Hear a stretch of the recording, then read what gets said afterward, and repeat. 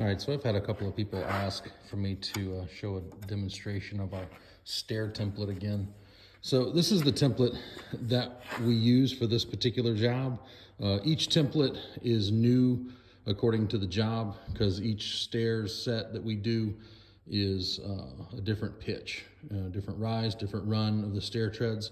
So after designing the stairs in CAD, I will then make a template that matches. This is just a set of 3. It makes it easy to transport, ship. It's just 4 feet wide, and it's the width of the stair stringer from here to here, same as from here to here. So you have to design in the offset of the bearing that you're using. Here's the example of the tools that I'm using. Just a regular router with a brass collar for templates, and then another big Amana. Well, this particular bit is an Amana 1.25 inch. Does the job fast. And so what the situation is that you have to create some sort of reference in CAD to follow by.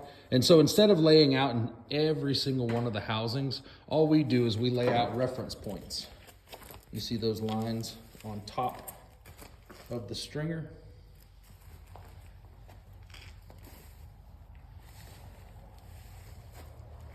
Every one of those lines corresponds to the front nosing of the tread. That line is then correspondent to that line on the template. And you can see there's an offset from the end of the template to the line. That's just the offset of the guide in the router. So that after you cut this hole in the router, you're actually set to the distance that you want for your treads to fit. So then all you gotta do is take this down, set it in, line it up to your ticks. I only need one reference point since I know all of these are already staggered the way that I want them to be. All I need is that one reference point there.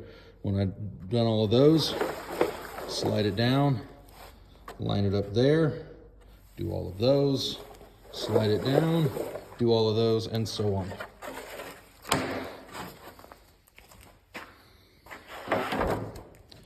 And so when you're done, you don't have to do any layout other than the lines on top, which is very easy. Story pole, you can get that layout done in less than 10 minutes.